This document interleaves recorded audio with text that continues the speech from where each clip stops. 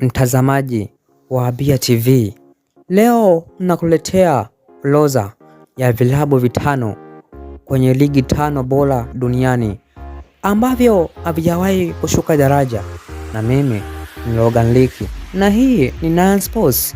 Baki na mimi.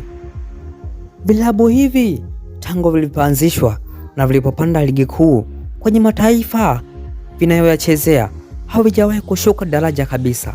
Nambari moja, International Milani alimaarufu Inter Milani ilianzishwa mwaka 1908 huko Italy.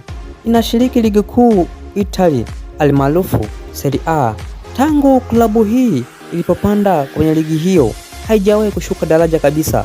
Ina jumla ya mataji 37 ikiwemo 20 ya ligi kuu Italy, matatu ya UEFA Champions League na mataji 9 ya Coppa Italia.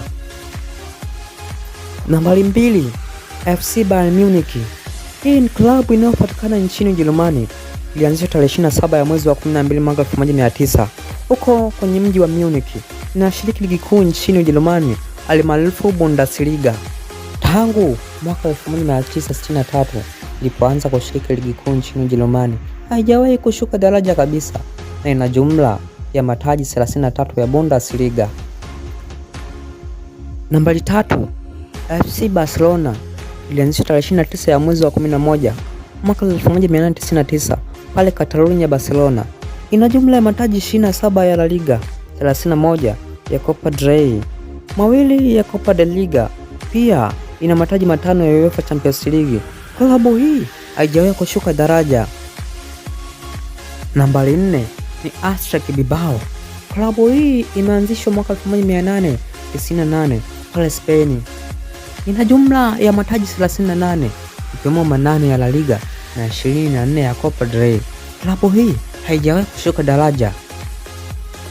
Nambari 5 ni Real Madrid.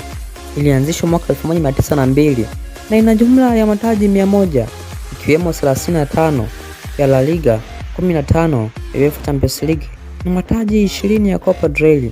Klabu hii haijawahi kushuka daraja tangu ilipoanzishwa.